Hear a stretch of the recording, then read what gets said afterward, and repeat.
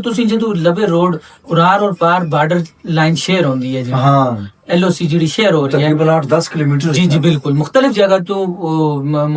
کسی جگہ ہندوستان کا قبضہ اور کسی جگہ آزاد ہو کے آزاد کشمیر بن گیا ٹھیک ہو جائے. اچھا اس میں یہ ہے کہ کسی جگہ تے جتھا تساں کو جنگلات زیادہ نظر آسن تو لوگ یہ آتے ہیں جی کہ اتھے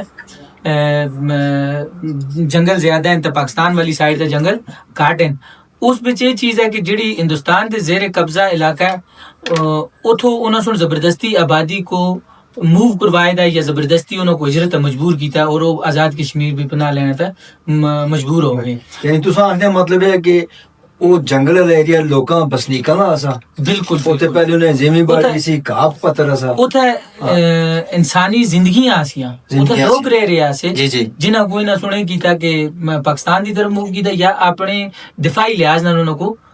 پیچھا کہ اتنا پیچھے کی نہیں ہے جی جس کی وجہ تو ظاہر ہے جتھا غیر آباد علاقہ رہے سی اتھے پھر جنگل ہوسن خودرو جھاڑیاں ہوسن یا کوئی اور چیز. ادھر ارارلی سائڈ تے جڑا آزاد کشمیر دا علاقہ ہے اس وچ اب انسانی آبادی رہ رہی ہے اور اتھے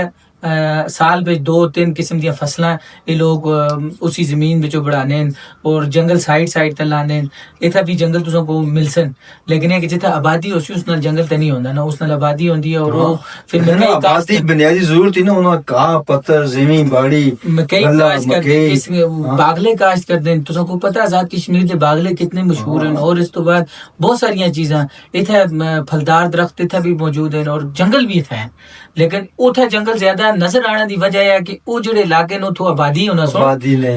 نسا چھڑی کوئی پیچھا کہن کے اور کوئی آزاد کشمیر بھی چنا سنو ہجرت مجبور کر چھڑی جس کی وجہ تو علاقے غیر آباد ہو گئے. اتھے بھی تسی کسی بھی علاقے کو 5-1 سال غیر آباد چھوڑ دو اور دیکھو کس طرح خود رو جھاڑیاں جنگل بن جلدے تے اتھے تساں کو اتھے بھی جنگل نظر آسن. پھر